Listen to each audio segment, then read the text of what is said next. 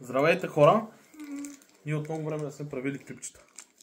Да. И сега бех до български магазин, направо след работа, мръсен.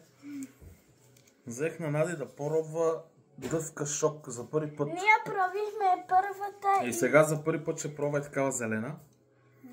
И да видим реакцията. Окей? Айде да видим сега. Дали ще ти хареса. Ето, отварям я. Да, покажи как изглежда. Ето е дъвката. Просто- Никой не знае. Просто бела. Ама тези дъвки са от моето детство. Аз като бех дете и купувахме много. Харесва ли ти? Еми, правихме фейс. Ама харесва ти. Ами да. Сега искам да кътнеш направо и да дъвчеш. Не. Добре, айде, ево близко. Тай. Е така с опаковката.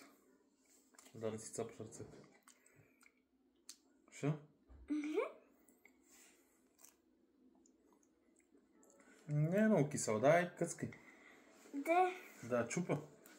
Страх те да такова целото. Ето даже вътре има и сок. That's the sourness! Деде? Що стана? Да пробвам и аз? It's sour. Да пробвам и цялата. Да. Цялата. Как искаш? Сега да видим. Внимай! Кисела е много. Довка е. Боже. Да, искам да го пробвам още един път.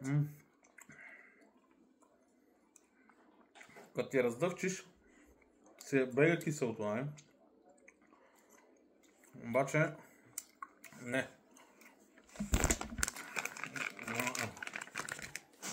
Обикнах. Какво? Ето сава. Кисело си. Сега, за да си оправя вкуса, една бомбонка. Черноморец. Лайк и subscribe. Вземай ме още много. Добре. Лека по лека. Like and subscribe and comment Лека по лека ще почва да and правим видео. share.